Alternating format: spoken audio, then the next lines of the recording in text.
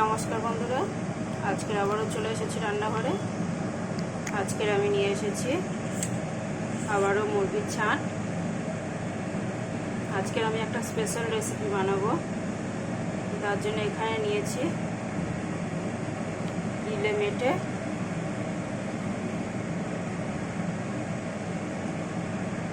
তো আজকের আমি বানাবো ছাট বোনা বিরিয়ানি।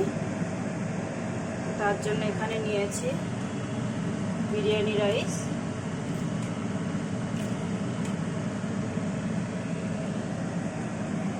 এখানে নিয়েছি একটা টমেটো, 3-4টে আলু, আর এখানে নিয়েছি বেশ অনেকটা পরিমাণে পেঁয়াজ। পেঁয়াজগুলোকে খুব বেশি পাতলা করিনি, এরকম হালকা মাঝারি মোটা করে লম্বা লম্বা করে কেটে নিয়েছি। এখানে বেশ বড় বড় সাইজের 3টে পেঁয়াজ আছে। আর এখানে নিয়েছি হাফ কাপ টক দই। তো চলুন আগে ছাঁটটাকে ম্যারিনেট করে নিই।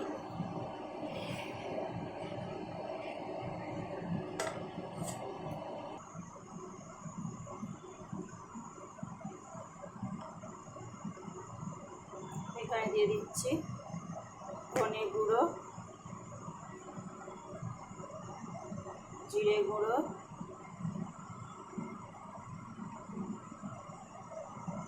হলুদ গুঁড়ো,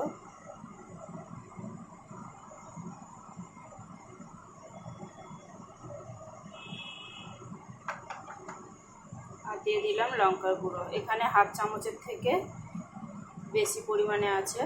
আর দিয়ে দেবো স্বাদ অনুযায়ী নুন।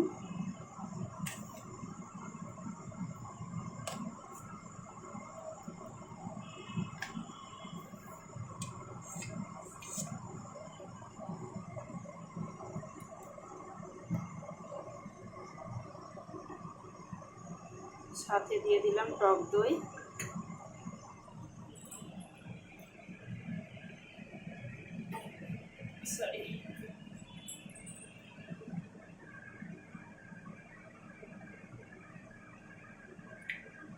দিয়ে দিলাম অল্প পরিমাণে সর্ষের তেল। এখন আমি এটাকে ভালো করে মিক্স করে নেব।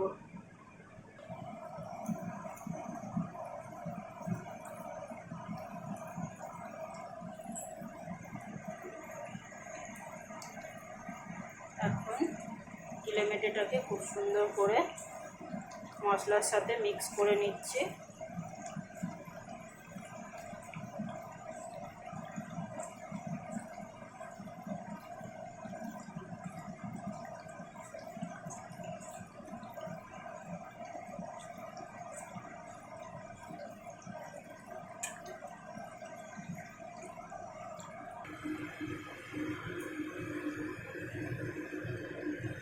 এখন কড়াইতে দিয়ে দিচ্ছি আমি সর্ষের তেল।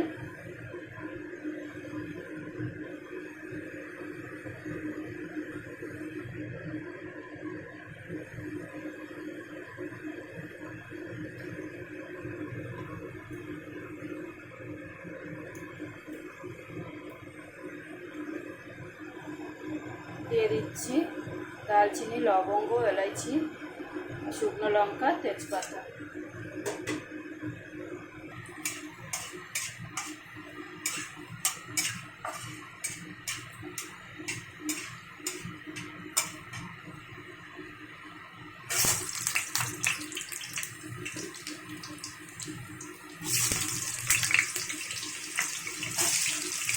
দিয়ে দিলাম আলু।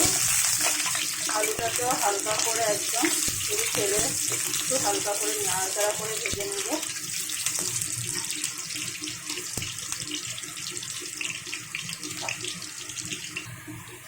এখানে দেখুন আলুগুলোকে কিন্তু একদম হালকা করে ভেজে নিয়েছি। এর মধ্যে দিয়ে দিলাম পেঁয়াজ।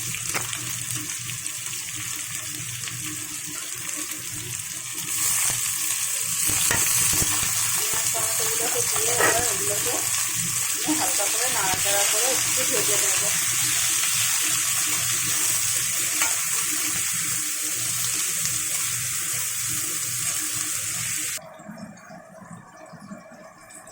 এখন আমি ছাঁটটাটাতে ম্যারিনেট করে রেখেছি, আর এখানে পেঁয়াজগুলো হালকা করে ভেজে নিয়েছি একদম। এবার আমি দিয়ে দেবো ম্যারিনেট করে রাখা গিলে মেটেগুলো।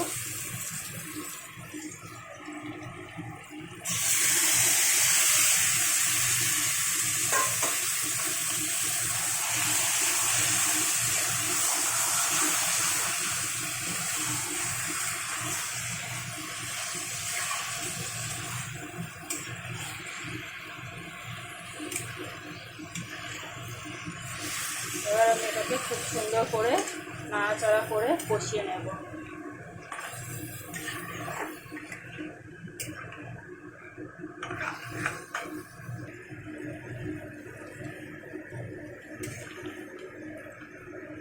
দেখুন বন্ধুরা, আমি কিন্তু বেশ সুন্দর করে কষিয়ে নিয়েছি নাড়াচাড়া করে, কাঁচা ভাবটা একদম চলে গেছে। এখন আমি এখানে একটু গরম মশলার একটু চিনি দেবো, দিয়ে এরপরে ঢাকা দিয়ে দিয়ে পুরো তরকারিটাকে কমপ্লিট করব। দিয়ে দিলাম স্বাদ অনুযায়ী চিনি আর একটু গরম মশলা।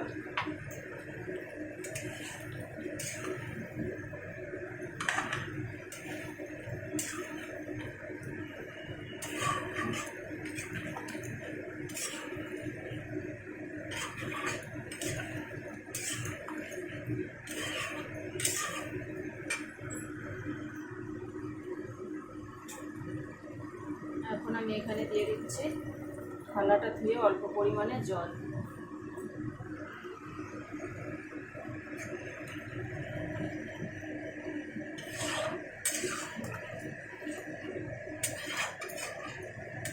ওদিকে আমি ভাতটা করার জন্য ভাতের জলটাও বসিয়ে দিয়েছি। যতক্ষণ তরকারিটা হচ্ছে ততক্ষণে আমি ভাতটাকেও রেডি করে নেব।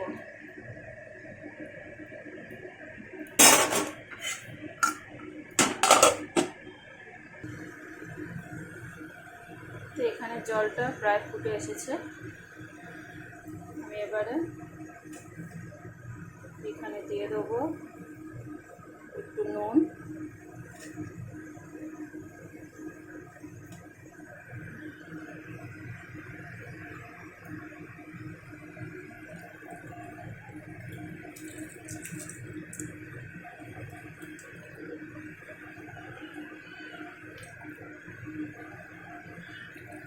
এবারে চালটা দিয়ে দিলাম।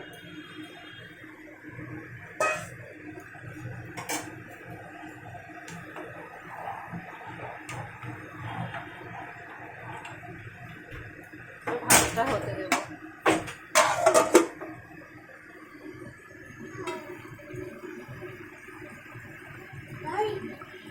আমার কিন্তু গ্যাসটাকে একদম বাড়ানো আছে, ফুল আছে দেওয়া আছে। এই অবস্থায় আমি তরকারিটা পুরো শুকিয়ে করব।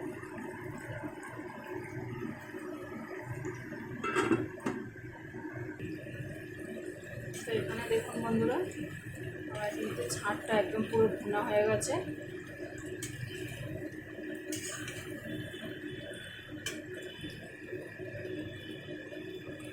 এখানে সামান্য এবার একটু আমি কস্তুরি মেথি দিয়ে দিচ্ছি, দিয়ে এবার এটাকে নাড়াচাড়া করে আমি গ্যাসটাকে অফ করে দেব।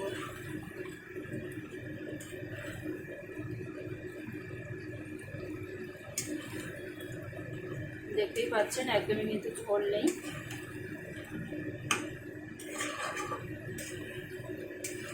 আমার কিন্তু ভাতটা হতে দেরি আছে, একটু 50% হয়ে গেছে। আমি ভাতটাকে পুরো 80% মতো রেডি করে নেব, তারপরে ওটাকে কড়াইতেই বিরিয়ানিটা রেডি করব। সেটা আমি পরে আসছি, ততক্ষণে গ্যাসটা অফ করে দিলাম।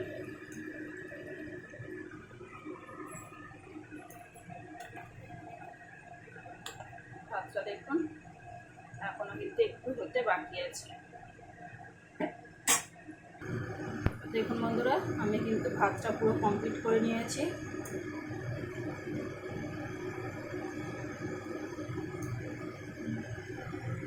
এখন আমি চলে যাচ্ছি কড়াইতে।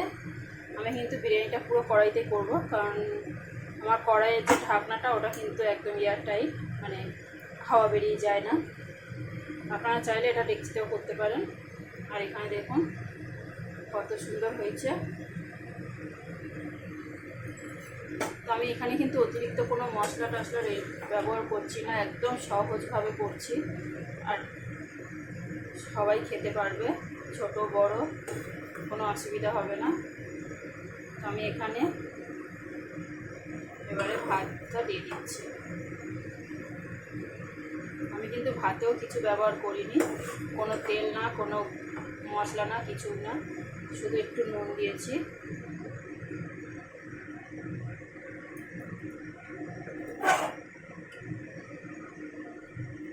তো আমি কড়াইতে ভাতটা এইভাবে একটু সাজিয়ে নিই, তারপরে দেখাচ্ছি। তো এখানে আমি ভাতটাকে পুরো দিয়ে দিয়েছি কড়াইতে। এখন দিয়ে দিচ্ছি 1 চামচ মতো শুধু কেওড়া জল। এর মধ্যে আমি অন্য কোনো কিছুই ব্যবহার করব না।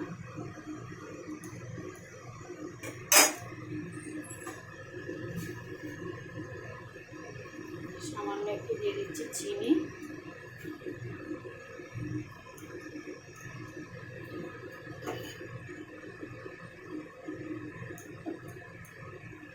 এখানে দিয়ে দিচ্ছি আর একটু কস্তুরি মেথি উপর থেকে ছড়িয়ে ভাতের উপরে।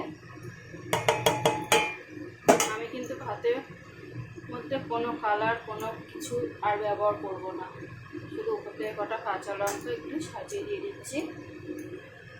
তো আমার ভাতটা পুরো সাজানো কমপ্লিট। এখন আমি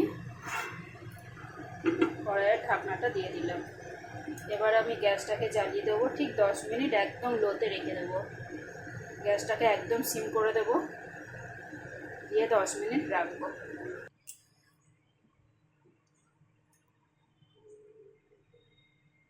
তো দেখুন বন্ধুরা, আমি কিন্তু একদম গ্যাসটা অফ করে 5 মিনিট ওয়েট করেছি। ঠিক 10 থেকে 12 মিনিট আমি কিন্তু রেখেছিলাম।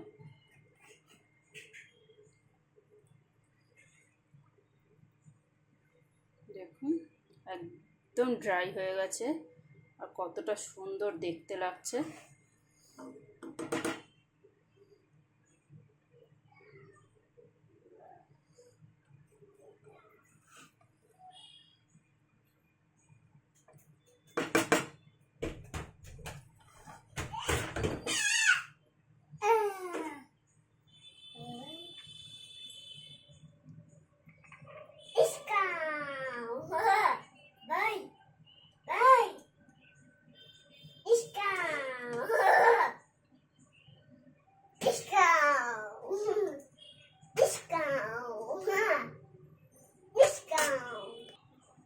তো দেখুন বন্ধুরা, আমার কিন্তু ভুনা বিরিয়ানি একদম কমপ্লিট।